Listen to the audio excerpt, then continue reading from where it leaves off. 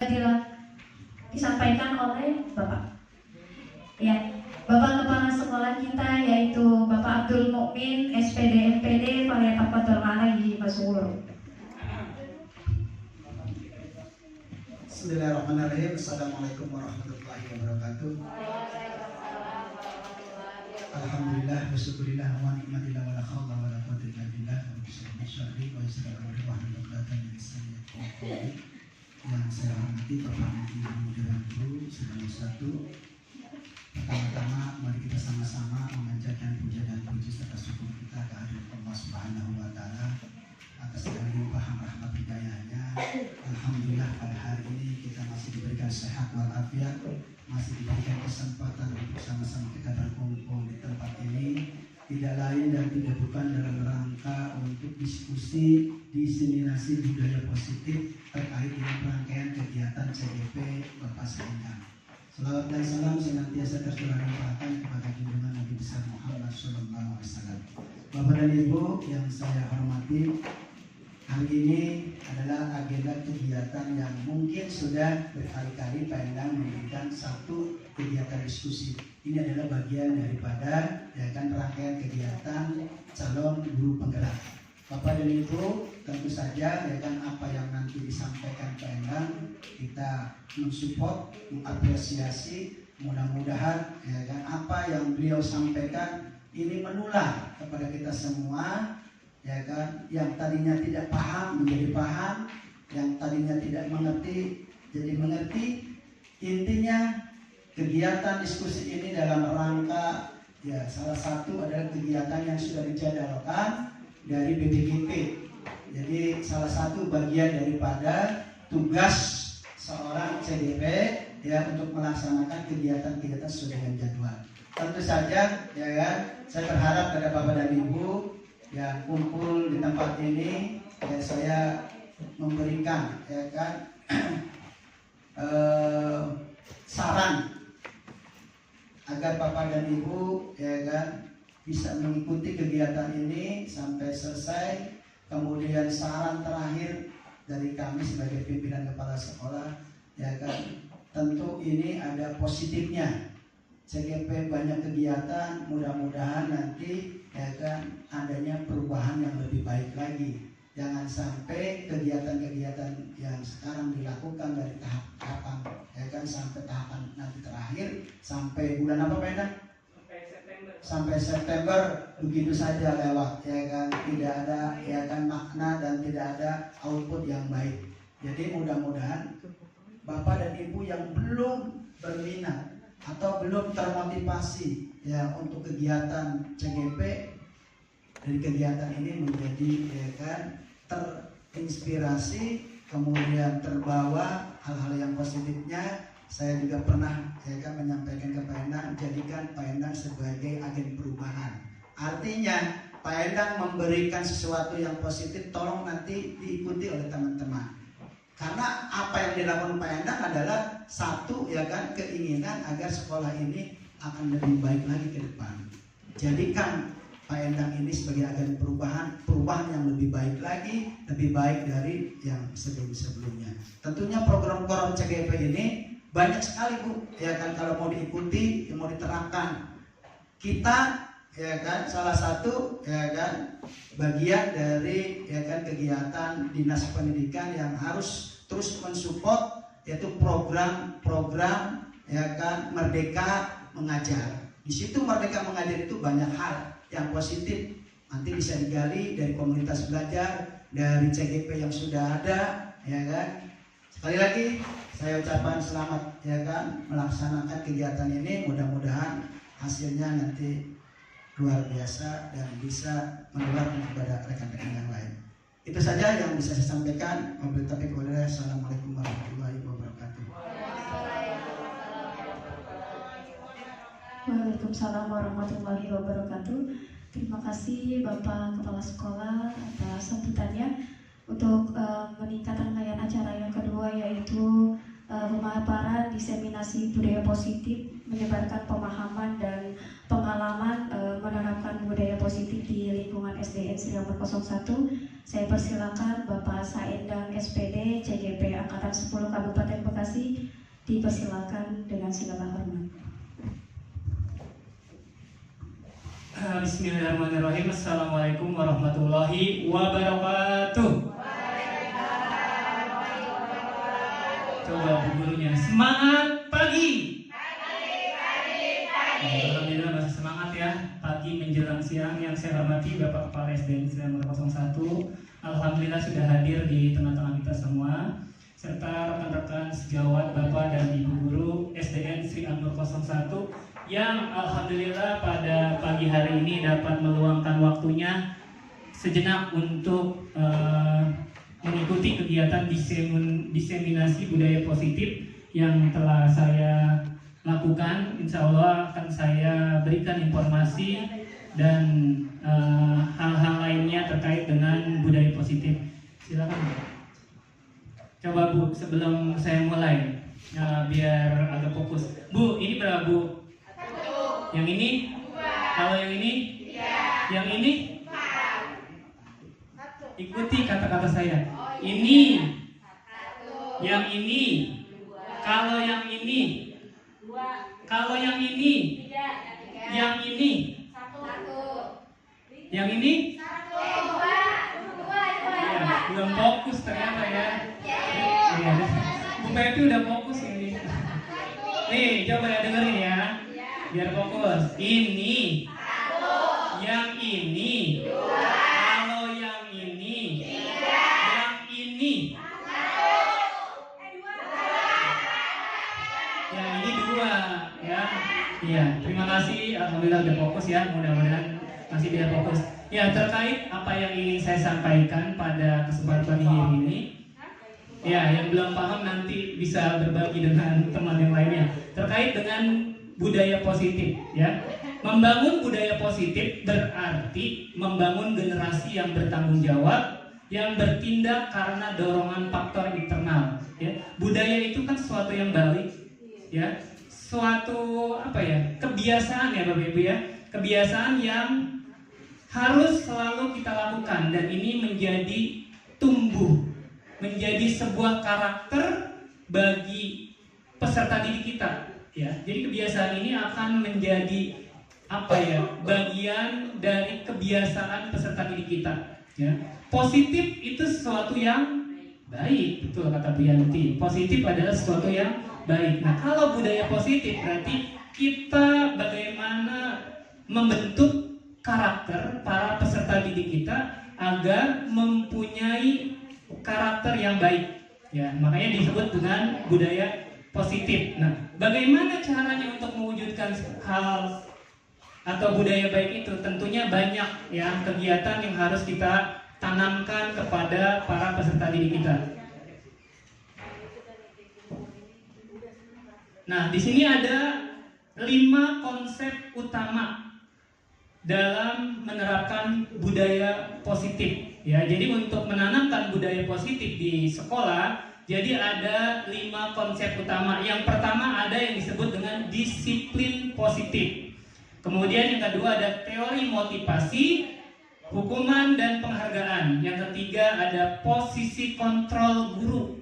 Keempat ada yang disebut dengan keyakinan kelas. Nah, keyakinan kelas ini adalah ciri khas ya dari program guru penggerak ya. Dulu kita kan nggak pernah mendengar yang namanya keyakinan kelas. Kita taunya ada yang namanya tata tertib atau sebuah peraturan. Nah, kita pertama kali mendengar apa yang disebut dengan keyakinan kelas atau keyakinan sekolah itu pada kegiatan program guru penggerak. Kemudian yang kelima ada yang disebut dengan segitiga restitusi. Nah, ini juga sangat asing ya mungkin di telinga Bapak dan Ibu. Apa sih segitiga restitusi itu? Jadi segitiga restitusi ini adalah suatu kegiatan yang bisa kita lakukan dalam menangani atau memecahkan masalah atau solusi para peserta didik kita yang bermasalah. Nanti Bapak Ibu bisa menerapkannya, kita bisa saling berbagi. Lanjut Bu. Nah, kemudian lihat di monitor, di sini ada sebuah paradigma ya, cara berpikir. Kegiatan kepalan tangan, ada A dan B.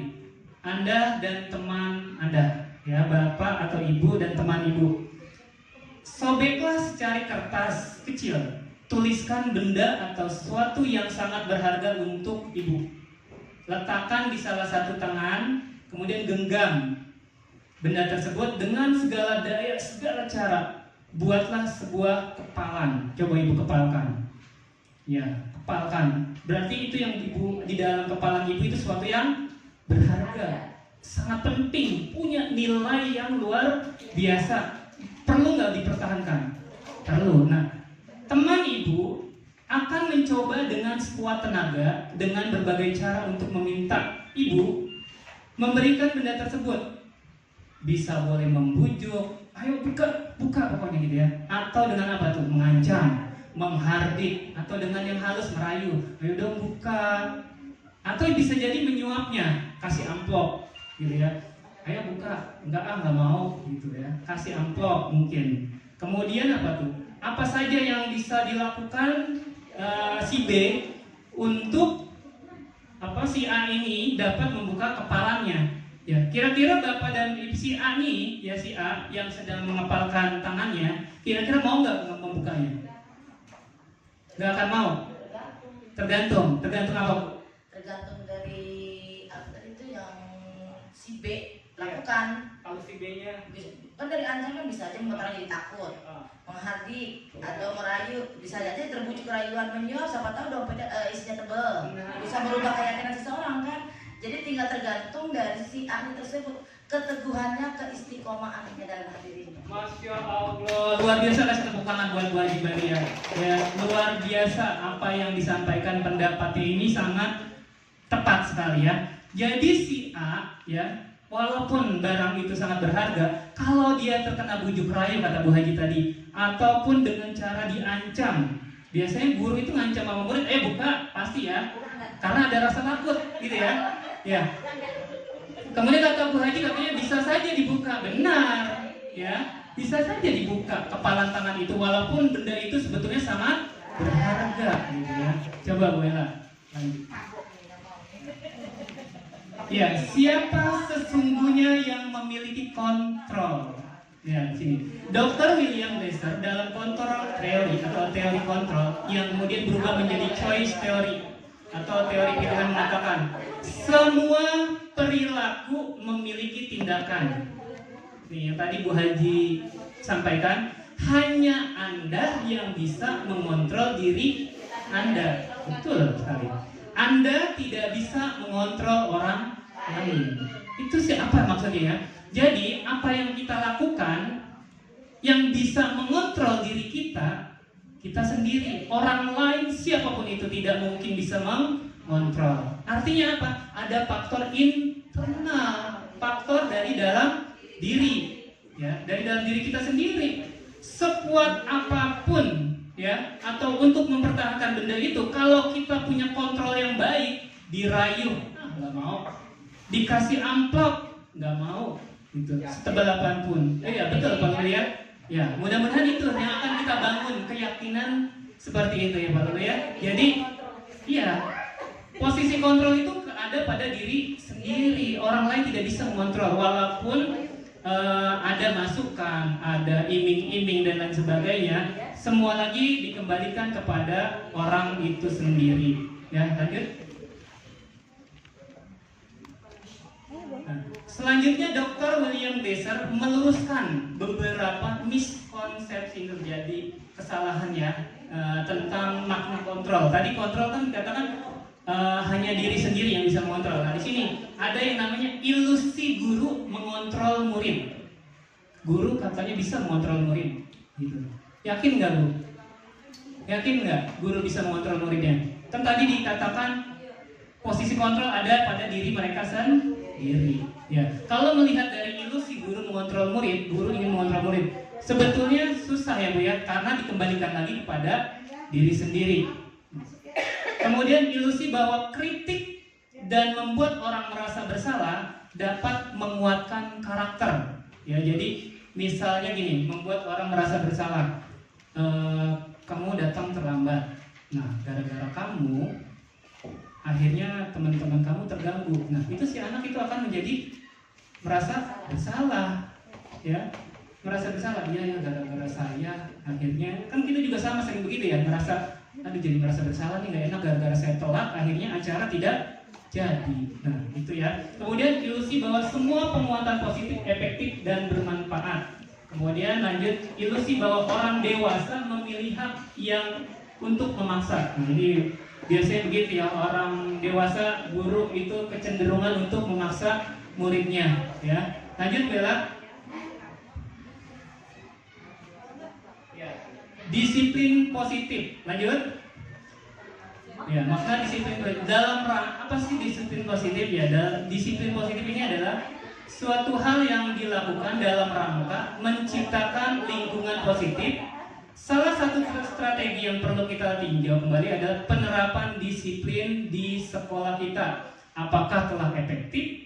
Ya, misalnya datang ke sekolah, masuk sesuai dengan jam yang telah ditentukan. Apakah telah efektif? Apakah masih perlu ditinjau kembali? Apa sesungguhnya arti disiplin positif sendiri dan kaitannya dengan nilai-nilai kebajikan? Lanjut, Bella. Gimana kira-kira Bu? Siswa-siswinya datangnya ada yang masih terlambat? Alhamdulillah, iya. Mudah-mudahan ya ada terus kebaikan, terus pembelajaran. Ya, makna disiplin berasal dari bahasa Latin atau disiplina yang artinya belajar. Kemudian makna asal dari kata ini berkonotasi dengan disiplin diri dari murid-murid Socrates dan Plato. Dapat membuat seseorang menggali potensinya menuju kepada sebuah tujuan mulia, sesuatu yang dihargai dan bermakna. Mempelajari bagaimana cara mengontrol diri dan bagaimana menguasai diri untuk memilih tindakan yang mengacu pada nilai-nilai yang dihargai atau diyakini. Ya, jadi kembali lagi kepada posisi kontrolnya. Lanjut.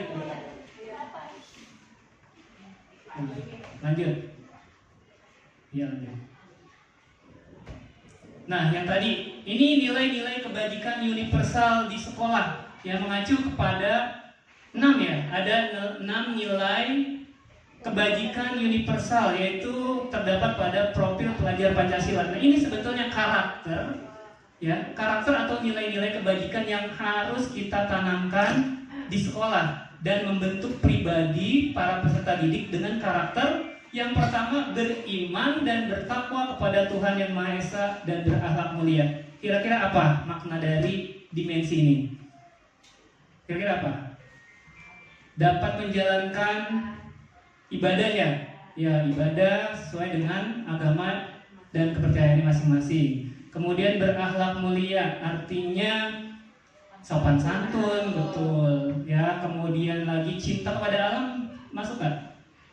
Masuk ya, cinta kepada alam, artinya dia menghargai ya, mencintai lingkungan. Berarti salah satunya bisa di sekolah, misalnya apa? Mencintai lingkungan.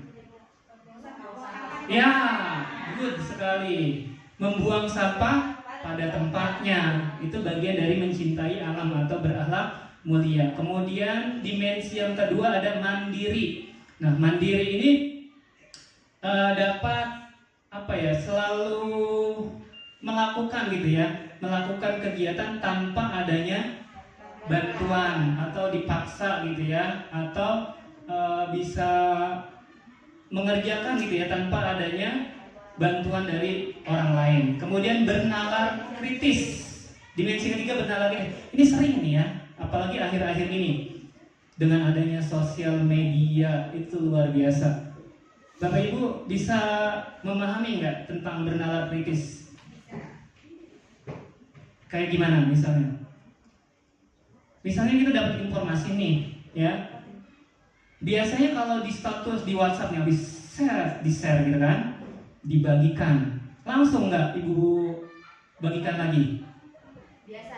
Nah, biasanya seperti itu, ya. Nah, itulah berkaitan dengan kemampuan kita bernalar kritis, belajar mengelola informasi yang kita dapatkan. Jadi kalau kita dapat informasi, ya, itu kita harus baca. Informasi yang kita dapatkan itu benar atau salah.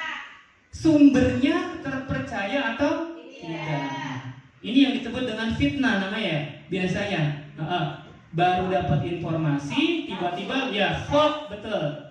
Bahasa sekarang ini namanya hoax, menyebarkan informasi yang tidak benar. Ini terkait dengan bernalar kritis. Nah, ini akhir-akhir ini nih, terutama para peserta didik kita, ya, kita edukasi jangan membagikan sesuatu yang tidak jelas atau tidak benar, ya. Harus diolah dulu informasinya itu seperti apa, sumbernya dari mana. Nah, mudah-mudahan kita juga bisa melakukan hal serupa, ya. Jadi dapat menerapkannya. Nah, ini bagian dari dimensi bernalar kritis. Kemudian berkebinekaan global. Ini kemampuan para peserta didik agar dapat diterima, ya, di masyarakat yang luas, gitu ya. Dimanapun dia berada, artinya bisa menyesuaikan dirinya, bisa beradaptasi dengan siapa saja, dengan penduduk dunia. Karena apa? Sekarang itu sosial media aja kita udah tidak ada batasan. Kita bisa berkomunikasi dengan siapa saja, dengan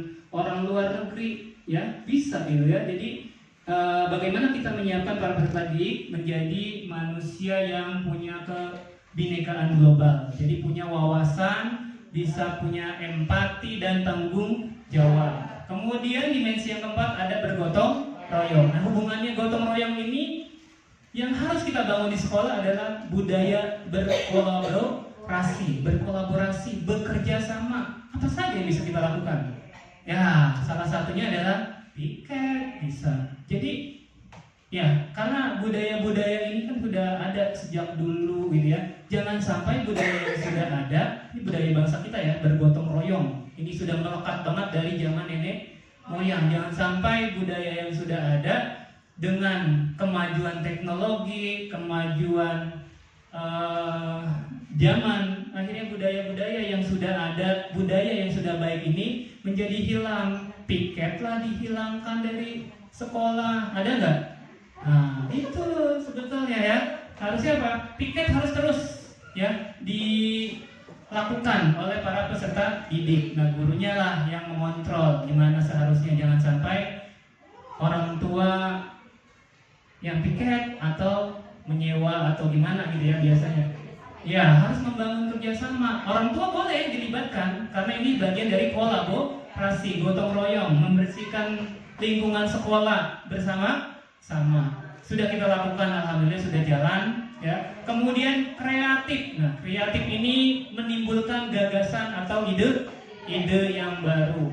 Lanjut. Jadi ini nilai-nilai kebajikan universal atau nilai-nilai kebajikan yang umum yang harus kita lakukan untuk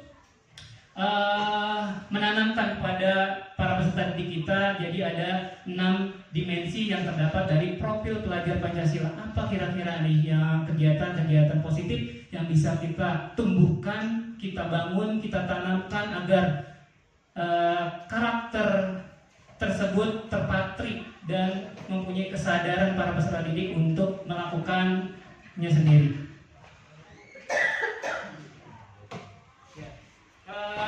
Bapak Ibu sudah bisa lagu profil pelajar Pancasila ya? Belum? Coba di YouTube ya.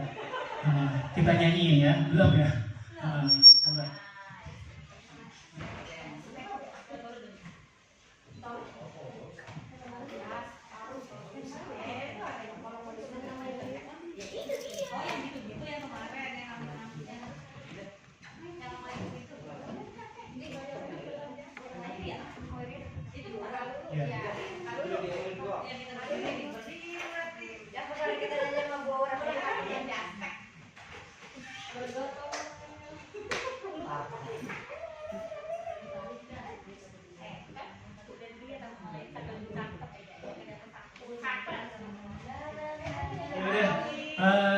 Internetnya kita nyanyiin aja ya.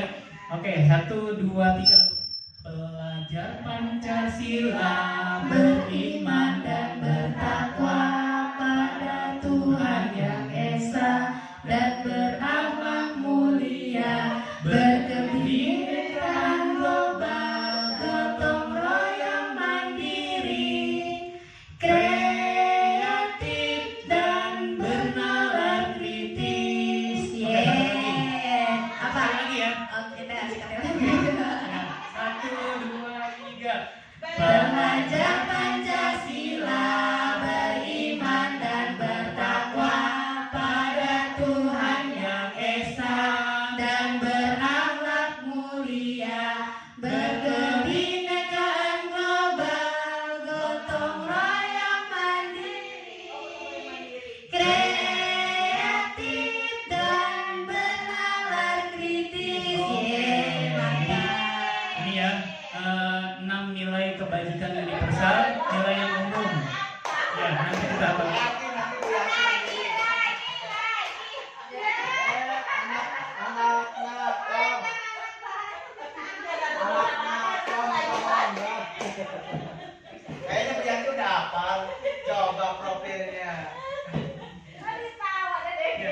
Kemudian yang kedua, tadi yang pertama udah disiplin positif, yang kedua terkait dengan teori motivasi, hukuman dan penghargaan. Ya, mari kita berefleksi. Sebelumnya, mari kita tanyakan ke diri kita sendiri, bagaimanakah kita berperilaku? Sudah baikkah? Insya Allah perilakunya baik ya Pak ya. Oke. Kemudian, mengapa kita melakukan segala sesuatu? Apakah kita melakukan sesuatu karena adanya dorongan dari lingkungan? Atau ada dorongan yang lain? Misalnya, perilaku yang kita lakukan, datang ke sekolah dengan tepat waktu, ada motivasi? Atau motivasinya karena ada Pak Kepala Sekolah, atau motivasinya yang lain? Nganterin anak pagi-pagi sekalian, gitu ya. Ya, jadi ini terkait dengan motivasi. Mengapa kita melakukan segala sesuatu? Apakah kita melakukan sesuatu karena adanya dorongan dari lingkungan? Bisa jadi. Kemudian, ataukah ada dorongan dari yang lain, gitu ya? Misalnya, ingin. Oke. Pasti adanya sebuah dorongan baik dari internal ataupun eksternal, ya. Kira-kira motivasi yang baik itu kira-kira harus datang dari mana? Dari diri sendiri, betul sekali ya. Jadi harus dari diri sendiri. Jadi kita punya kesadaran, kita tahu. Nah, ini terkait nanti dengan keyakinan kelas, Bapak Ibu ya. Jadi bagaimana kita punya kesadaran, punya motivasi secara internal, motivasi yang harus kita bangun dari dalam diri sendiri. Kalau eksternal, ketika orang yang berubah kita sudah mungkin beralih atau berubah lainnya, bisa jadi Faktor lingkungan. Ya, berarti ada pengaruh dari lingkungan sekitar. Faktor eksternal ya. Itu saya melaki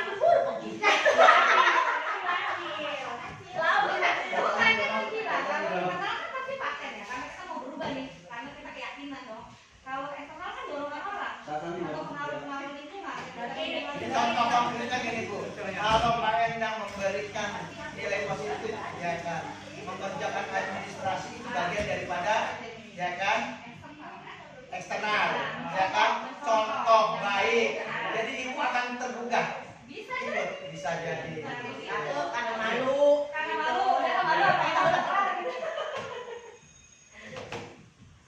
Oke, mudah-mudahan semuanya bisa tergugah karena, ya kan, perubahannya Pak Endang. Lakukan tindakan yang kita lakukan itu tergantung motivasinya. Ya, justru motivasi yang utama itu motivasi internal, harus adanya kesadaran dari dalam diri sendiri.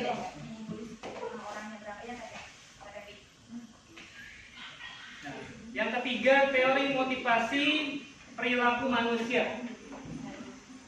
Yang pertama, karena adanya rasa takut atau hukuman atau menghindari ketidaknyamanan.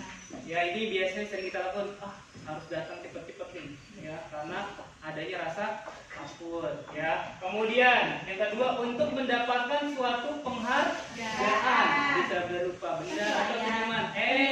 Ibu sudah datang, alhamdulillah. Kemudian yang ketiga, untuk menjadi orang yang mereka inginkan dan menghargai diri sendiri dengan nilai-nilai yang mereka percaya. Jadi ingin mendapatkan validasi. Betul, jadi dapat penilaian dari orang lain. Kemudian motivasi ekstrinsik, dan tujuan dari disiplin positif. Lanjut. Nah, ini ada hukuman dan penghargaan. Apa pendapat Bapak Ibu tentang hukuman? Perlukah hukuman itu dilakukan terhadap murid kita? Menurut Lid, hukuman itu apa? Sanksi. Teguran. Bisa.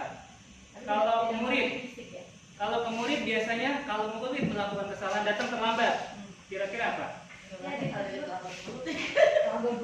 Kira-kira apa hukumannya? Yang awal pertama pasti ditegur. Itu hukuman juga. Iya, tapi kan kita tidak menemukan. Iya, kalau sering Oh, seringnya orang tuanya yang ditegur. Orang tuanya yang ditegur, ya harus diajak kerja. Iya, sama. Karena kan dari lingkungan rumah dulu, dari rumah dia berangkat kenapa dia Iya, tetap. betul. Bagaimana dengan penghargaan? Perlukah Bapak dan Ibu melakukan sebuah penghargaan? Reward. Perlu. Contohnya misalnya apa? Kalau di kelas anak dapat mengerjakan dengan Dengan sanjungan aja, dengan ucapan aja anak udah cukup senang. nah, Gitu. jadi dikasih motivasi gitu. Iya. Hebat. Kamu luar biasa atau dikasih tepuk tangan gitu ya. Ini pintar sekali dapat dari 100. Apalagi kasih duit. Jadi itu perlu. Cuma permainan. Oke, jadi itu perlu. Iya dong. Ya, tapi kalau seumpamanya anak sering dikasih penghargaan, hadiah, kira-kira motivasinya apakah nanti berubah? Saya biar dapat ini nih, entah dari bu guru dikasih hadiah ini, jadi saya harus mengerjakan. Kalau sering berbentuk hadiah akan menimbulkan kebiasaan. Materialistis. Berarti bagus nggak penghargaan? Ya tapi di waktu-waktu tertentu saja, jangan ada keseringan. Jadi harus ada momen-momen tertentu. Iya. Iya. Tapi menurut ibu kira-kira bagus nggak? Bagus. Oke. Ya. Konsep disiplin dengan identitas gagal. Lihat. Hukuman. Hukuman bersifat tidak terencana atau tiba-tiba. Anak datang langsung dihukum tiba-tiba tanpa menanyakan kesalahan, tidak menanyakan atau memvalidasi mengapa dia terlambat. Ya, jadi tidak divalidasi kesalahannya, identitasnya tidak ditanyakan. Yang kedua, sesuatu yang menyakitkan harus terjadi. Kalau kita menghukum anak, misalnya anak lagi belajar lari-larian, tiba-tiba dihukum, ada yang dipukul, pernah kan kejadian seperti itu, suruh berdiri, dia akan sakit, jiwanya itu akan sakit, dia akan merasa saya dihukum, saya melakukan sebuah kesalahan. Ini hukuman ya. Kemudian anak membenci kedisiplinan, kesel, datang harus pagi-pagi, pakaian harus rapi. Iya, itu gara-gara disiplin, harus disiplin. Saya harus disiplin, maka datang harus pagi sesuai dengan aturannya. Ya, ini teori hukuman. Kemudian sifatnya apa? Paksaan. Ya, terpaksa dia harus datang lebih awal karena ada hukuman. Kalau tidak datang terlambat, kalau dia datang terlambat maka akan ada hukuman. Kemudian anak belajar untuk menyembunyikan kesalahan. Ini sering terjadi. Kalau anak sering ditanya, kenapa kamu terlambat? Ini bu, tadi ujung-ujungnya adalah kebohongan. Anak akan menjadi bohong, ini sering terjadi. Ya mungkin bapak ibu guru mencari alasan yang mengada-ada. Ya. Kemudian marah, rasa bersalah karena dipermalukan, merasa tak dihargai. Ini sering ya, makanya kita hati-hati kalau menghukum peserta. Jadi mental anak secara psikologis itu akan dirasa, akan terbawa secara terus-menerus gitu ya, sampai dia dewasa. Saya pernah dihukum karena nggak ada hasilnya sebetulnya. Walaupun kita hukum besok, yakin dia tidak mengulangi, tetap dia akan mengulanginya kembali. Kemudian membuat anak sakit, nah baik fisik maupun hati untuk jangka waktu yang lama. Kalau hukumannya secara fisik dipukul, kalau dulu ya zaman kita ya dipukul, saya sampai sekarang aja masih terasa. Sama Pak Haji, maaf, di skip, sama Pak Haji dulu kepala sekolah saya, dulu kan guru sekaligus kepala sekolah ya. Itu luar biasa. Belajar anak SD, belum ada sosial media, internet nggak ada. Jadi terkait dengan materi tentang pembagian daerah waktu zona Indonesia Barat, Timur, Tengah. Saya SD di pelosok, tinggalnya di Bekasi, tanyain di Bali apa? Papua apa? Jadi belum tahu ini pembagian wilayahnya mana. Saya ditanya, Adam, di Bekasi sekarang pukul 9. Di Papua pukul berapa pada saat itu? Seperti itu pertanyaannya. Saya nggak ngerti. Iya, karena apa? Ini dihukum. Terasa banget saya. Saya jawab waktu itu pukul 10. Apa yang dilakukan sama guru saya tersebut. Saya dipukul 10 kali sampai yang apa tuh kalam dulu ya. Tok, saya mau nangis, saya malu ya, karena udah besar kelas 5 waktu itu ya, pembelajaran pembagian daerah waktu. Jadi dipukul 10 kali. Bukan hanya saya, ternyata satu kelas cuma 1 orang yang benar menjawab. Semuanya tidak paham, memang tidak mengerti. Pertama, materi belum diajarkan ya, tiba-tiba disuruh baca, dikasih soal ya, semua ada 36 anak, itu yang betul cuma 1 orang. Mungkin dia juga menjawabnya asalan ya. Lagi beruntung. Nah, lagi beruntung. Sampai sekarang itu masih teringat, masih terasa. Mungkin bapak dan ibu juga yang pernah merasakan hukuman dari bapak dan ibu gurunya, pernah nggak merasakan hal itu? Pasti itu akan tertanam, terpatri di dalam diri peserta didik, dan itu menjadi nanti ujungnya bisa jadi dendam. Dendam, bahkan kalau orang dewasa ya, anak-anak SMA, bahkan dia akan melakukan tindakan yang lebih fatal, lebih kriminal. Bisa jadi kadang ada guru yang pulang sekolah motornya diapain itu? Kejadian guru dibacok sama muridnya. Karena apa? Dia dihukum dan anak tersebut merasa sakit hati. Itulah hukuman. Ya. Kemudian yang penghargaan ya, perbedaannya berpengaruh jangka pendek. Ibu ngasih hadiah nih, ya, di pembelajaran. Tuh kamu hebat, dikasih permen.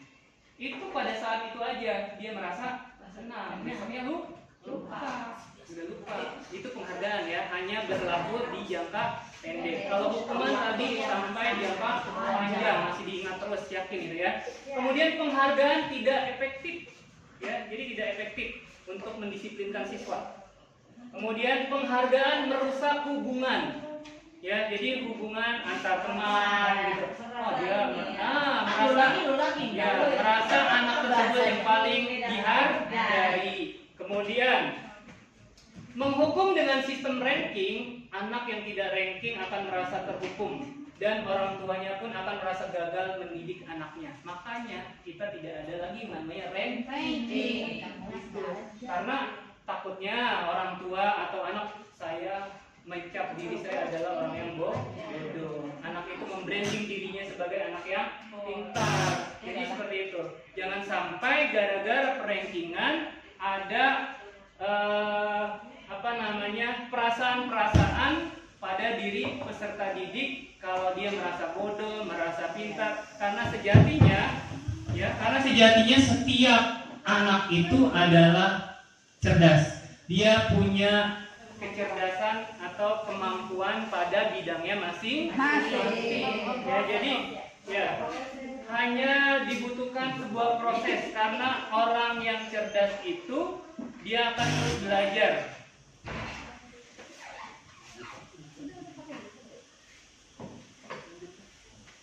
Kemudian apa dari penghargaan itu? Merampas hak menghargai dirinya. Ya, jadi merampas hak dia merasa saya mah hebat, terus menjadi sombong. Ya, itu salah satunya. Lanjut Bella. Nah, lihat, penghargaan merusak hubungan. Ketika seorang diberi penghargaan atau dipuji di depan orang banyak, ini sering ya kita melakukan hal ini ya. Kadang-kadang ada yang haus pujian, gitu ya.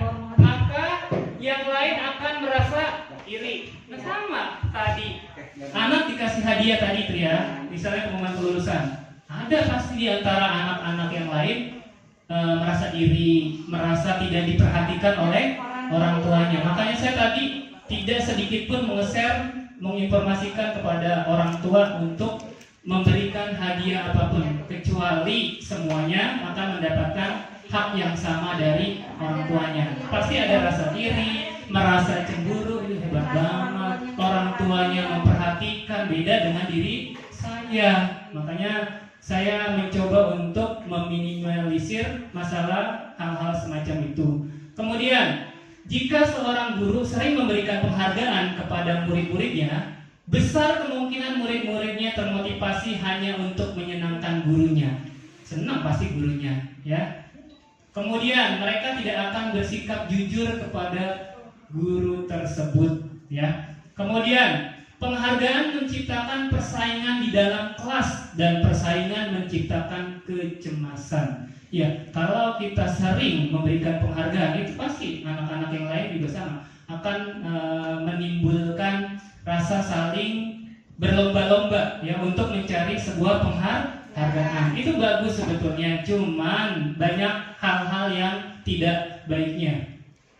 Kemudian mereka yang percaya bahwa mereka tidak memiliki kesempatan untuk mendapat penghargaan akan berhenti mencoba. Benar sekali ya. Jadi saya mah gak bakal dapat. Pasti seperti itu. Yang pintar akan semakin pintar, yang bodoh akan merasa udah diam aja karena saya yakin saya gak akan mendapatkan penghargaan. Ya, itu jadi kelemahan dari sebuah penghargaan. Nah, konsep dari disiplin dengan identitas sukses. Nah, ini tadi identitasnya gagal ya terkait dengan hukuman dan penghargaan. Ini konsep disiplin dengan identitas sukses. Yang pertama ada konsekuensi. Nah, konsekuensi ciri-cirinya sudah terencana atau sudah disepakati. Jadi kan kalau di hukuman itu kan secara tiba-tiba anak datang terlambat. Hukumannya apa tadi?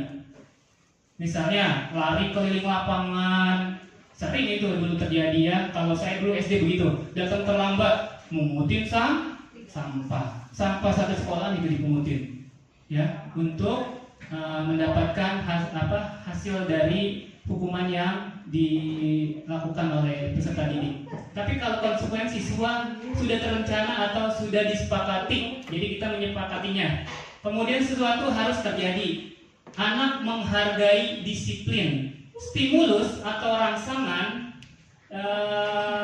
harus diberikan. Kemudian konsep diri yang baik, anak belajar untuk mematuhi peraturan, kehilangan hak dibuat tidak nyaman, diasingkan untuk sementara, gitu ya.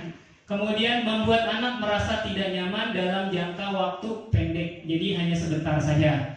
Kemudian restitusi, murid bertanggung jawab terhadap perilakunya. Nanti saya kasih contoh ya terkait dengan segitiga restitusi dalam pemecahan sebuah masalah. Fokus pada pemecahan masalah jangka panjang. Jadi bukan hanya jangka pendek pada saat itu. Jadi anak akan merasa, oh ya, saya kalau melakukan kesalahan berarti berdampak pada orang lain. Jadi dia akan merasa dirinya bagaimana caranya agar dia selalu disiplin. Jadi timbul rasa atau kesadaran dari dalam diri sendiri. Jadi ada motivasi internal. Kemudian murid menghormati dirinya dan orang lain. Ya, misalnya kalau datang terlambat, saya akan mengganggu teman-teman yang lain, seperti itu ya. Dirinya sendiri yang memegang kontrol atau teori kontrol. Jadi dari diri si anak itu sendiri. Gimana caranya supaya saya datang tidak terlambat? Gimana supaya saya melakukan piket misalnya gitu ya? Jangan sampai datangnya terlambat, kemudian piket tidak melaksanakan. Jadi harus ada motivasi dalam diri anak tersebut. Ini terkait dengan restitusi. Kemudian murid bersemangat memperbaiki kesalahan karena sudah mempunyai kontrol diri yang baik, maka dia akan memperbaiki kesalahan tanpa dipaksa. Jadi akan menimbulkan suatu kesadaran dari dalam dirinya sendiri. Konsep disiplin pendekatan restitusi. Lihat di sini, restitusi adalah proses menciptakan kondisi bagi murid untuk memperbaiki kesalahan mereka sehingga mereka bisa kembali pada kelompok mereka dengan karakter yang lebih kuat. Restitusi juga merupakan proses kolaboratif atau kerjasama yang mengajarkan murid untuk mencari solusi untuk masalah mereka. Jadi dia harus tahu solusinya dia sendiri, bukan dari kita, gitu ya. Kalau hukuman kan datang terlambat, solusinya ya dihukum, kan seperti itu. Nah, kalau restitusi itu beda, ya. Jadi anak akan mencari solusi dan jalan keluar dari dia sendiri, ya, atas kesepakatan yang sudah dilakukan, gitu ya. Nah, ini ciri-cirinya bukan untuk menebus kesalahan, namun untuk belajar dari kesalahan. Ini sering ya kita kalau melakukan kesalahan mengulang lagi seperti itu ya. Nah, ini anak dalam segitiga restitusi dikatakan bahwa bukan untuk menebus kesalahan, namun untuk belajar dari kesalahan yang bagaimana kesalahan yang sudah dilakukan agar tidak dilakukan kembali gitu ya. Kemudian memperbaiki hubungan dengan guru, dengan temannya kalau kesalahan itu terjadi antar teman. Kemudian ditawarkan oleh bapak dan ibu gurunya, bukan dipaksa. Jadi penyelesaian itu ditawarkan, harus gimana kamu melakukan, apa kamu udah melakukan kesalahan, harus apa yang harus kamu lakukan. Jadi kita tawarkan kepada peserta didik, bukan kita paksa kamu harus begini. Ya, tidak seperti itu. Nanti terkait dengan posisi kontrol kita sebagai pendidik. Kemudian restitusi mencari kebutuhan dasar yang mendasari tindakan. Nah, maksud dari kebutuhan dasar manusia itu kan banyak ya. Ada kebutuhan kebebasan. Manusia pengen bebas, makanya anak-anak kadang-kadang di kelas juga pengen bebas gitu. Itu kalau dia pengen bebas di kelas, artinya kebutuhan dasar dia ada yang tidak terpenuhi. Kebutuhan penguasaan. Ya, biasanya tuh anak, di kelas ada yang paling merasa paling jago, paling hebat. Itu apa? Kenapa anak itu bisa melakukan hal seperti itu? Karena apa? Kebutuhan dasarnya dia tidak dipenuhi, maka dia melakukan hal itu. Kebutuhan akan kebutuhan pokok itu apa? Maksudnya kebutuhan makan, minum dan lain sebagainya itu juga harus dipenuhi. Kalau tidak dipenuhi, maka anak bisa aja mengambil makanan temannya, seperti ini ya. Kemudian restitusi fokus pada karakter, bukan tindakan. Ya kalau hukuman kita bertindak ya. Anak misalnya tidak mengerjakan tugas, gurunya langsung bertindak. Bisa marah-marah, bisa gurunya nyuruh angkat kaki kamu selama 1 jam, atau ya suruh ngerjain tugas di luar. Hormat yang bendera, hubungannya apa? Ya, nggak ada hubungan, itu hukuman. Tapi kalau restitusi fokus kepada karakter, jadi dibangun karakternya nih. Dia melakukan misalnya tugas tidak mengerjakan. Karakternya harus kita bangun.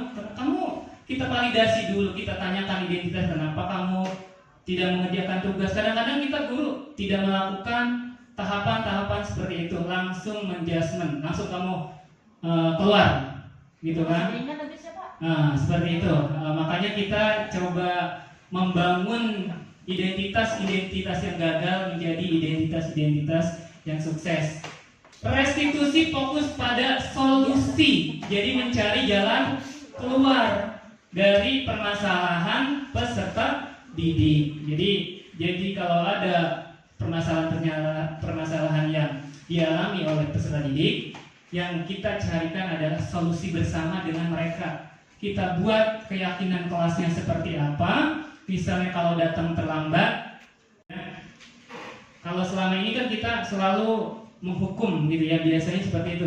Kemudian restitusi mengembalikan murid yang berbuat salah pada kelompoknya. Jadi apa yang sudah dilakukan kesalahan dia, insya Allah dengan solusi yang kita tawarkan, kita kerjasama kolaborasi dengan mereka tidak akan merasa saya setelah melakukan kesalahan ini dan merasa bersalah secara terus menerus, merasa dipermalukan. Apalagi kalau di kelas, ya di kelas langsung dimarah-marahi, diomel-omelin, dihukum berdiri, kan kelihatan sama teman-temannya. Ya itu akan diingat selalu. Jadi restitusi tidak seperti itu. Lanjut. Ya, keyakinan kelas. Lanjut ya. Keyakinan, mengapa keyakinan kelas? Mengapa tidak peraturan kelas saja? Nah, jawaban dari pertanyaan ini, mengapa kita memiliki peraturan tentang penggunaan helm pada saat mengendarai kendaraan roda 2? Nah, ini sebuah peraturan ya? Iya, peraturan. Tapi dilanggar nggak?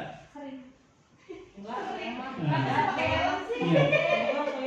Seharusnya. Iya. Ya, mengapa kita memiliki peraturan tentang penggunaan helm pada saat mengendarai kendaraan roda 2. Nah terus kalau nggak naik motor atau naik sepeda atau naik sepeda masih pakai helm. nah sama kan atau selis gitu ya misalnya, kira-kira pakai helm nggak? Harusnya pakai. Jadi Kan jenis helmnya cuma berbeda ya. Iya. sama sepeda juga harus dipakai, tapi kan karena peraturannya kendaraan roda 2 kita harus memakai helm. Tujuan dari penggunaan ini adalah kita hanya untuk supaya tidak tilang polisi. Padahal motivasi yang dibangun dari dalam diri kita adalah untuk menghindari keselamatan untuk diri sendiri. Tapi Bapak dan Ibu juga sama, datang ke sekolah tidak menggunakan helm. Oke. Karena alasannya deket gitu ya. Alasannya macam-macam. Tidak punya helm ya, dekat jauh. Padahal tujuannya adalah untuk keselamatan kita masing-masing. Ya. Ya. Mengapa kita memiliki peraturan tentang penggunaan masker dan mencuci tangan setiap saat ketika pandemi kemarin? Kok kemarin nih pas pandemi? Sebelum-belumnya di mana tuh? Enggak pakai masker. Tidak pakai masker, nggak cuci tangan juga, ya kan? Mungkin cuci tangan, tapi kalau Iya. masker kayaknya Iya, itu ya karena dibuat peraturan. Padahal harusnya ya masker dari dulu juga kita harus pakai. Tujuannya apa? Untuk kesehatan. Ya, kalau tadi untuk keselamatan, kalau ini untuk kesehatan. Kemudian yang ketiga, mengapa di sekolah kita memiliki peraturan tentang jam masuk kelas, seragam dan kehadiran? Tujuannya apa? Untuk disiplin, untuk kerapihan. Ya, oke lanjut dulu. Pembentukan keyakinan kelas. Keyakinan kelas bersifat lebih abstrak, lebih umum daripada peraturan yang lebih rinci. Keyakinan kelas berupa pertanyaan-pertanyaan universal. Pertanyaan keyakinan kelas senantiasa dibuat dengan bentuk positif. Misalnya gini ya, kalau peraturan sekolah tidak boleh datang terlambat, misalnya, itu kan kalimatnya negatif. Ya tidak boleh datang terlambat. Kalau keyakinan kelas, kalimatnya harus positif. Ya misalnya datang tepat waktu, begitu. Jadi ada kalimat-kalimat yang membangun, gitu ya, yang membangun agar apa? Memberikan kesadaran kepada peserta didik. Atau misalnya di kelas tidak boleh mencontek, gitu peraturannya. Nah diganti, jangan tidak. Misalnya kerjakan tugas sendiri, seperti itu. Jadi biar terbangun motivasinya. Kemudian keyakinan kelas hendaknya tidak terlalu banyak sehingga mudah diingat dan dipahami oleh semua warga kelas. Jadi nggak usah banyak-banyak, yang umum saja, misalnya tentang kebersihan, kedisiplinan, gitu ya, terkait dengan tugas. Nggak usah banyak-banyak, 3, 4 juga nggak masalah. Semua warga kelas hendaknya ikut kontribusi. Jadi keyakinan kelas ini dibuat bersama-sama, bukan hanya kalau peraturan biasanya kita buat aturannya, ya. Ya, buat sendiri. Ini aturan yang udah Bapak buat, udah Ibu buat. Tidak boleh seperti itu. Kalau keyakinan kelas harus didiskusikan bersama dengan anak-anak. Misalnya, kalau anak-anak bilang, Bapak Ibu boleh makan dan minum di dalam kelas. Kalau itu diyakini boleh dan tidak mengganggu, silakan saja, nggak ada masalah. Misalnya seperti itu, ya. Biasanya kita kalau rapat kan gitu, boleh nggak makan dan minum? Boleh. Senang nggak? Senang pasti, ya. Yang penting tetap fokus. Tapi kalau untuk anak-anak biasanya kita cari peraturan-peraturan yang sesuai, gitu ya, dengan kondisi di kelas kita masing-masing. Ya. Bersedia meninjau kembali keyakinan kelas dari waktu ke waktu. Kira-kira dari keyakinan kelas yang sudah kita buat itu sudah dijalankan belum? Sudah sesuai belum? Kalau belum berarti ada sesuatu yang harus kita sepakati kembali. Jadi untuk mengingatnya. Ya lanjut.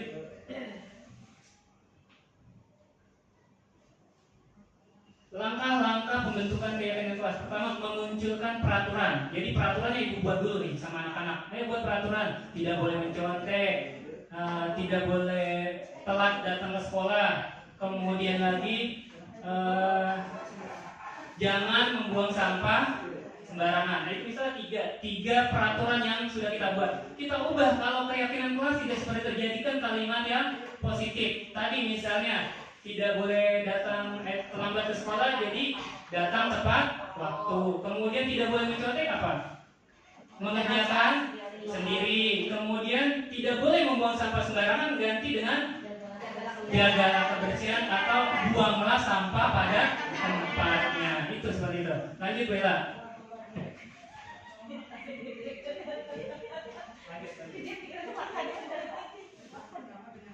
Nah, kemudian yang keempat ada 5 posisi. Nah, ini posisi kontrol guru ya. Guru sebagai pendidik ada 5 posisi kontrol. Yang pertama, guru sebagai penghukum ya. Guru sebagai penghukum nih. Sering nggak Bapak Ibu melakukan ini? Sebagai penghukum, sesekali aja ya, karena tidak berdampak pada peserta didik. Kemudian posisi kontrol yang kedua, guru sebagai teman. Jadi kalau anak melakukan kesalahan, biasanya kita rangkul, enggak. Kalau sebagai penghukum, kamu udah macam-macam tuh bahasanya keluar. Ibu guru pun juga sama ya. Bahasa-bahasa yang tidak pantas dikeluarkan karena apa? Kamu lagi, saking saya gitu ya.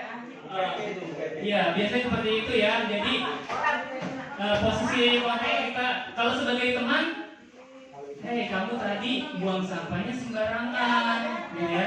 Coba.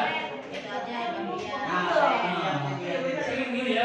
Jadi kita rangkul, kita ajak sebagai teman kita. Jadi dia merasa tidak bersalah, gitu, tidak malu gitu ya, karena telah melakukan kesalahan. Kemudian sebagai pembuat rasa bersalah. Nah ini nih, ya pembuat rasa bersalah itu, ya gara-gara kamu tadi, tahu nggak, teman kamu terjatuh, kamu tadi buang sampah kulit pisang di depan, gitu ya.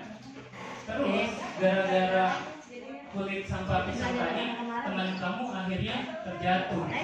Itu kita, posisi kita adalah sebagai pembuat rasa bersalah. Kamu tadi datang telat, ya. Akhirnya gara-gara telat, teman-teman kamu tidak mengerti pelajaran yang disampaikan oleh guru. Nah, itu membuat rasa bersalah pada anak. Kemudian sebagai manajer, ya, manajer ini kita bagaimana memimpin suatu, misalnya anak melakukan kesalahan, bagaimana peran kita sebagai seorang guru yang tepat gitu ya. Kemudian sebagai pemantau ini hanya melihat ya, hanya memantau dari jauh.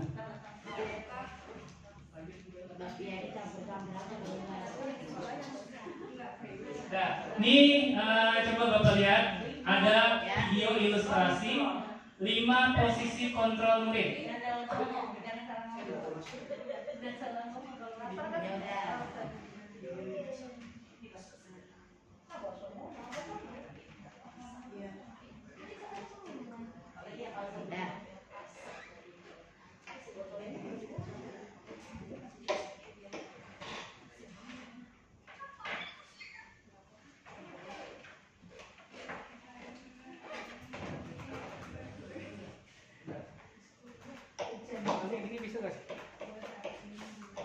Kita perhatikan terkait dengan ilustrasi Ibu dan Bapak guru hebat. 5 posisi kontrol kita sebagai guru. Restitusi.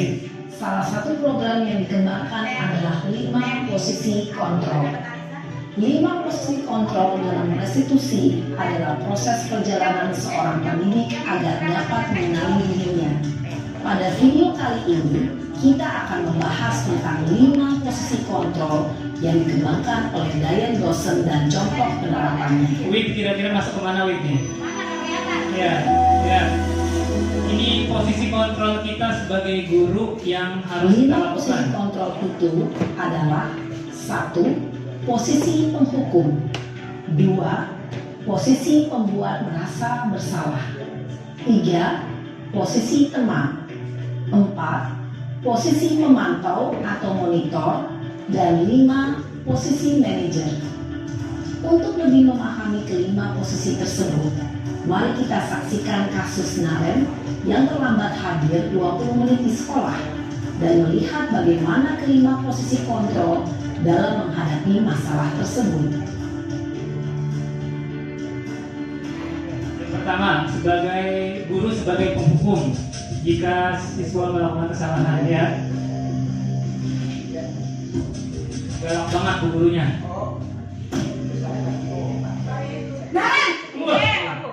Nanda. Jangan nih, yang begini. Nanda. Kaget pokoknya ukurannya deh. Sampai kaget. Misalnya WA. Nanda misalnya WA, jangan telepon. Belum lagi diomelin udah pada lemes kakinya dipanggil-panggil.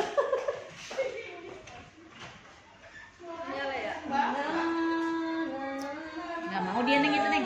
Wikinya nggak ada ya? Baso. Hah? Wiki bisa. Anggi, dia mah itu nggak seberapa. Bisa wiki sekolah. Ini koleksi ya kan? Bisa wiki sekolah. Itu kebulus. Bapak enak bukan pribadi. Segelas ini. Iya. Pribadi kok. Pribadi pakai aja. Posmod kakak nggak ada masalah. Bisa. Sini kamu. Wah, ada. SMA wajar. Galak banget. SMA. Selalu terlambat. Burina SMA. Kamu deh, pasti terlambat. Maaf Bu. Ini guru sebagai penghukum ya. Apa? Apa coba? Nggak ada alasan. Alasan kamu apa lagi? Nanda. Kapan sih kamu tidak terlambat? Karena keseringan. Malas sekali ya kamu jadi anak. Saya Dasar pemalas. Ngomong, gurunya udah banyak kamu. banget. Sudah berapa kali terlambat? Sana, kamu keliling lapangan basket 2 kali. kenapa saya harus ke lapangan basket Bu? Kenapa? Kamu melawan ibu. Berani-beraninya jawab. Sudah terlambat, masih berani jawab pula. Sekarang, keliling lapangan basket 5 kali sekalian. Biar kapok. Cepat. Pergi sana ke lapangan basket. Posisi penghukum biasanya berbicara dengan nada tinggi, menghardik, menunjuk-nunjuk, menyakiti, dan menyindir. Hukuman bisa berupa fisik maupun psikis. Ibu dan bapak guru hebat. Dampak yang terjadi pada murid ketika guru berada pada posisi penghukum adalah murid cenderung akan memberontak, bahkan menyimpan dendam.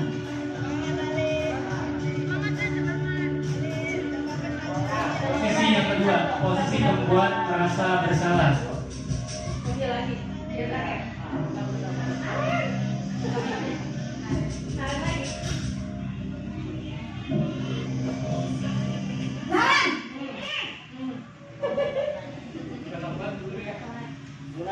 Selamat pagi Bu. Naren. Kamu kenapa terlambat lagi, nak? Ya Tuhan, Naren. Kamu senang ya bikin ibu susah ya? Senang banget, Bu. Kalau kamu terlambat lagi, nanti ibu yang ditegur bapak kepala sekolah, nak. Bisa kali dibilang ya. Ayo deh. Duh, gimana ini? Maaf Bu. Duh, Gusti Naren. Kamu suka ya kalau ibu ditegur bapak kepala sekolah? Terus, sekarang ibu harus tulis apa yang di buku absen? Ini kamu sudah sering terlambat loh. Ibu harus apa coba? Maaf Bu. Maaf sekali. Ya sudah, lain kali jangan bikin ibu susah lagi ya nak ya. Ibu tidak akan kuat lagi kalau kamu begini terus. Bisa jantungan kalau ibu ditegur bapak kepala sekolah. Sana cepat ke kelas. Maaf ya Bu. Maaf sekali. Posisi pembuat rasa bersalah berbicara dengan nada tenang, cenderung lembut. Namun kata-kata yang diutarakan membuat murid merasa menjadi orang yang gagal, memandang buruk dirinya sendiri, merasa tidak berharga, dan tidak sanggup membahagiakan orang lain. Ketika guru mengambil posisi pembuat rasa bersalah, murid akan menganggap dirinya yang bersalah dan ia akan menyimpan emosi negatif tersebut di dalam dirinya.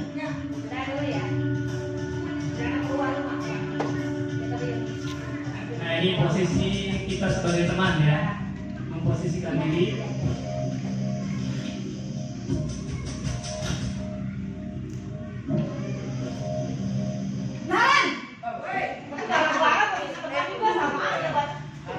Dia sedang mengambil Bu. Wah, Tuh. sudah jam berapa ini nak? Aduh, ini Udah udah ada pagi ya sayang. Iya Bu, habis ibu saya udah membangunkan saya Bu. Kamu malah menyalahkan ibu kamu. Kamu bukannya anak yang larinya paling kencang. Anda Kok nih, terlambat kamu bisa nih. Iya Bu, saya memang sama kamu tadi. Jadi biarpun saya lagi kencang, kita kencang Bu. Ya sudah sana, nanti lain kali larinya lebih kencang lagi ya. Biar gak terlambat lagi. Bikin seneng ibu, demi ibu. Bisa kan? Bisa lah Bu. Ya sudah sana masuk kelas. Ibu beresin urusan absen kamu. Kamu ini ada-ada saja. Mana makanan buat ibu gue? Dalam posisi teman, guru berbicara dengan nada suara ramah, akrab, cenderung bersindah gurau untuk menjaga suasana tetap santai. Murid akan merasa senang, aman, dan akrab dengan guru. Identitas yang tercipta adalah identitas sukses atau berhasil.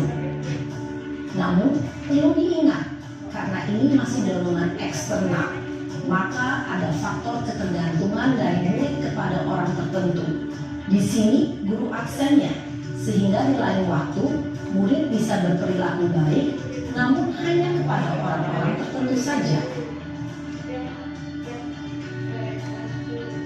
Ini posisi yang keempat, guru sebagai pemantau atau monitor. Naren!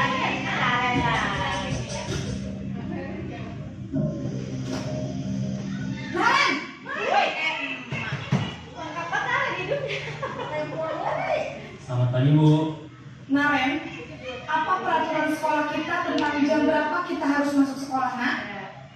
Kita harus di sekolah jam 7 Bu. Iya betul, sekarang sudah jam 7.20. Naren sudah tahu konsekuensinya jika terlambat hadir. Paham Bu. Saya harus tinggal kelas pas jam istirahat selama 20 menit. Iya benar, konsekuensinya demikian. Jadi nanti jam 9.30 pas istirahat, kamu harus tinggal di kelas, kerjakan tugas tambahan untuk ketertinggalan kamu, ya? Baik Bu. Posisi pemantau mengandalkan penghitungan atau data untuk mengontrol murid. Guru mengarahkan murid berdasarkan peraturan dan konsekuensi. Seorang pemantau menunjukkan bahasa tubuh dan ekspresi wajah yang datar dan cenderung formal. Nah, posisi yang terakhir sebagai guru sebagai manajer, ya. Coba kita saksikan.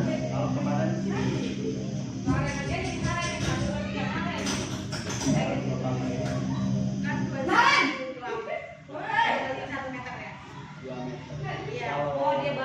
Selamat pagi Bu. Selamat pagi Naren.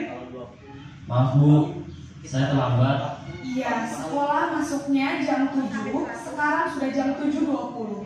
Jadi sekarang bagaimana ini Naren? Maaf Bu, saya lupa soal saya semalam. Baiklah, menurut kamu, keyakinan sekolah yang mana yang dapat meningkatkan? Menghargai diri sendiri dan orang lain mungkin ya Bu. Setuju. Jadi, apakah Naren meyakini prinsip saling menghormati tersebut? Iya Bu, saya meyakininya. Apakah Naren bersedia memperbaiki masalah keterlambatan ini? Bersedia Bu. Bagaimana kamu akan perbaiki masalah keterlambatan ini?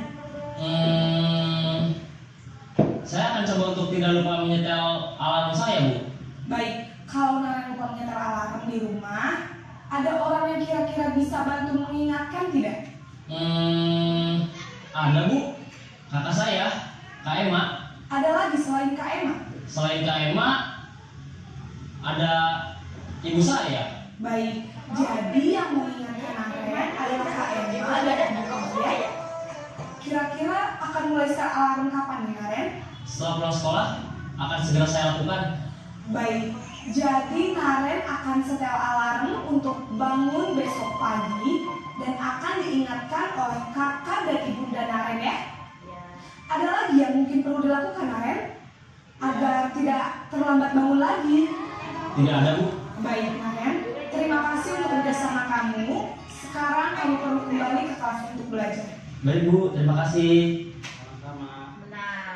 Posisi manajer adalah posisi kontrol yang disarankan untuk membimbing murid memiliki sikap disiplin yang positif, yaitu murid yang mandiri, bertanggung jawab, dan dapat memecahkan masalah. Tujuan dari posisi ini adalah agar murid dapat berefleksi atas tindakannya. Guru akan dengan tulus memberikan pertanyaan-pertanyaan bermakna, sehingga membuat Oke, itu tadi ya video yang kita saksikan terkait 5 posisi kontrol kita sebagai guru. Tadi yang pertama, guru sebagai penghukum. Ya, ini sering banget kita lakukan ya, tanpa bertanya, tanpa memvalidasi tindakan yang salah, tanpa menanyakan identitasnya, tiba-tiba langsung aja kita hukum. Kamu silakan bersihkan halaman sekolah, silakan lari keluar lapangan, silakan kamu berdiri di depan. Itu adalah posisi kontrol kita sebagai penghukum. Kemudian yang kedua, posisi sebagai teman. Ya, sebagai teman itu biasanya kita lakukan, tapi nanti akan berdampak yang tidak baik juga. Anak merasa dirinya hanya dekat kepada guru tersebut, tapi jika dengan guru yang lain, maka tidak akan melakukan tindakan yang sama. Ya. Kemudian guru sebagai pembuat rasa bersalah. Jadi kita buat peserta didik kita kalau dia melakukan suatu kesalahan, kira-kira atas tindakannya itu bisa merugikan orang lain atau tidak, sehingga orang lain atau guru tersebut berugikan gitu ya atas perbuatan yang dilakukan. Kemudian sebagai pemantau, dan terakhir adalah posisi atau peran guru sebagai manajer. Kira-kira dari 5 posisi ini, posisi mana yang paling ideal kita lakukan? Apa?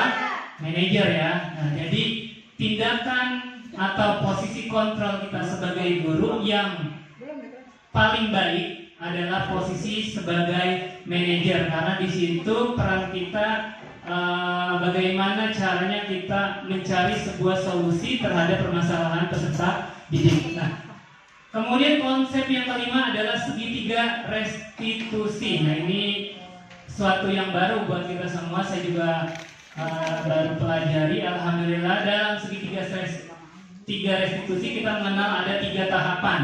Ya, yang tadi terkait dengan posisi kontrol kita sebagai guru. Ya, tahapan yang pertama, kita harus menstabilkan identitas. Jadi kalau anak terlambat, kita jangan langsung buru-buru menghukum atau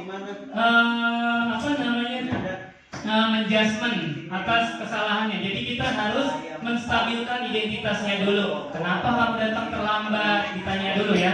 Kemudian validasi tindakan yang salah. Kamu tadi sudah melakukan apa? Gitu. Kamu tadi sudah terlambat. Kira-kira kalau kamu terlambat merugikan teman kamu tidak? Nah, jadi kita harus validasi tindakan yang salah menjadi suatu yang benar seperti apa. Kemudian yang terakhir adalah menanyakan keyakinan kelas yang kita buat atas perbuatan yang kita lakukan. Kira-kira keyakinan kelas apa yang dilanggar? Apakah kedisiplinan? Apakah masalah tanggung jawab dan lain sebagainya. Coba lanjut. Tahapan segitiga restitusi yang pertama, menstabilkan identitas. Berdasarkan prinsip bahwa membuat kesalahan adalah bagian dari proses pembelajaran. 2, menggeser identitas murid dari identitas gagal ke identitas sukses. Tahapan yang kedua, divalidasi tindakan yang salah, serta prinsip bahwa setiap perilaku berupaya memenuhi kebutuhan tertentu, yaitu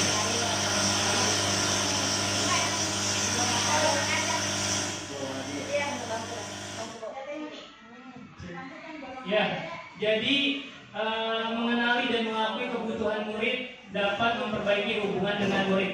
Jadi kalau anak melakukan suatu kesalahan, berarti ada kebutuhan dari anak itu yang tidak dipenuhi. Lanjut, Bella. Tahapan yang ketiga dari segitiga restitusi adalah menanyakan keyakinan. Pada dasarnya kita termotivasi secara intrinsik adanya motivasi dari dalam diri sendiri. Saat perilaku salah telah divalidasi dan identitas sukses telah berhasil stabil, maka murid telah siap mengaitkan keyakinannya dengan tindakan atau kesalahan yang dilakukan. Nah, ini contoh penerapan disiplin atau restitusi yang sudah saya lakukan. Coba dilihat di sini pada saat pelaksanaan penilaian. Nah, ini salah, langsung ini ya ke bawahnya. Nah, contoh penerapan disiplin segitiga restitusi ini ada seorang anak yang datang terlambat. Lanjut. Enggak, yang atasnya. Nah, di video. Ya video coba.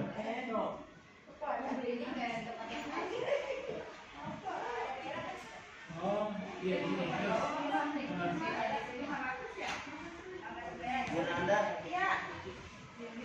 ke arah Tomong ya Bun Anda, ke arah Tomong ke arah Jatinegara ya. Terus bawahnya. Nah, oke. Ini coba saya praktekkan terkait dengan segitiga restitusi. Ini kasus yang pertama.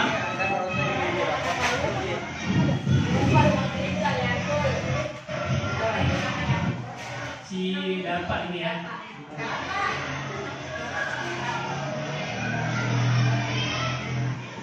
Jadi tidak langsung saya hukum ya Bapak Ibu ya. Saya coba memposisikan diri saya sebagai manajer di kelas terkait kesalahan yang telah dilakukan oleh para peserta didik. Ini sudah saya terapkan. Ya, masuk. Pura-pura Jangan lupa.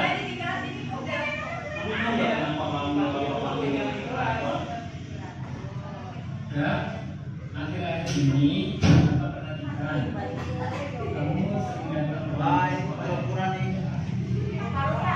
sering terlambat itu suatu kesalahan bukan? Baik. Berbuat suatu kesalahan itu adalah hal yang manusiawi. Wajar kan? Setiap orang melakukan kesalahan. Bapak juga pernah melakukan kesalahan. Tapi yang terpenting adalah kita bisa belajar dari kesalahan dan berusaha untuk memperbaiki. Apakah setuju? Dan kalau kamu sudah terlambat, apa yang pasti ada alasan. Apa kamu sering melakukan? Ya, jadi tanyakan alasannya.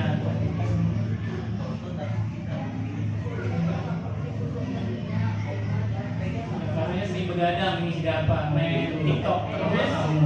Jadi bangunnya kesiangan pas keluar kita sepakati. Sesuai kriteria kelas kita, apakah terlambat ke sekolah diperbolehkan? Menurut kamu keyakinan kelas apa yang sedang melanggar? Disiplin, betul ya. Berarti karena kamu datang terlambat, berarti kamu telah melanggar disiplin dari sekolah kita. Menurut kamu apakah disiplin itu penting nggak? Iya udah. Jadi kamu sudah menunjukkan perilaku yang baik dengan minta maaf. Menurut kamu apa yang akan kamu lakukan agar tidak terlambat lagi dalam sekolah?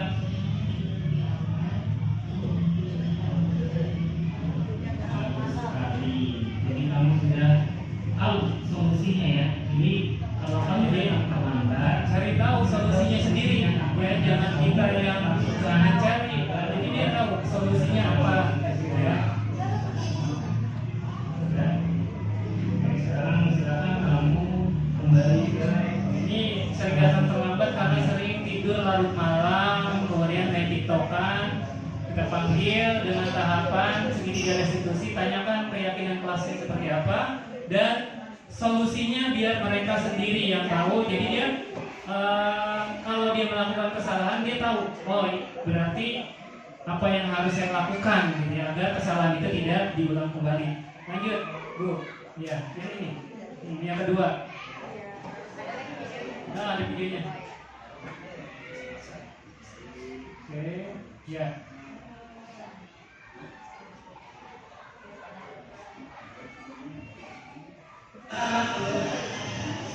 Waalaikumsalam.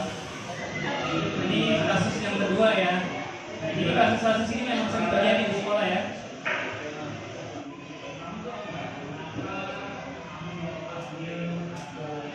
Jadi si Najwa ini marah-marah, ngamuk-ngamuk kepada temannya nih karena dicontek hasil kerjanya.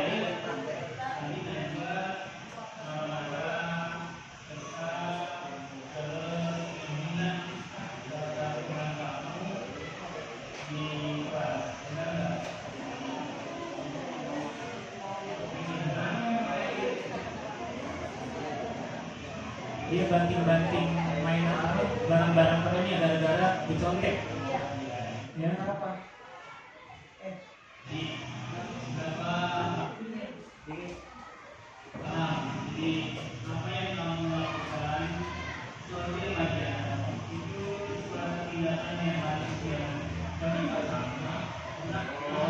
Nah ini ditanyakan identitasnya dulu ya, tidak dijelaskan.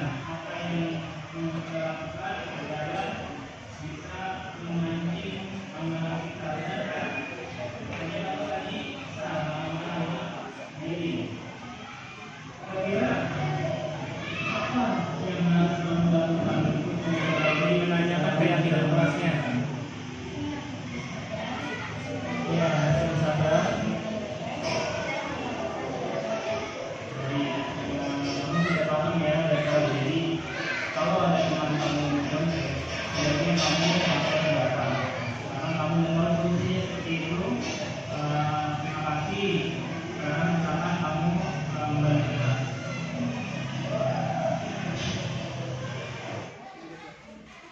Ya, jadi itu Bapak Ibu praktek segitiga restitusi terkait dengan budaya positif yang telah saya lakukan di kelas ya. Mudah-mudahan Bapak Ibu juga melakukan tindakan yang sama, memposisikan diri sebagai sebagai posisi kontrolnya ya.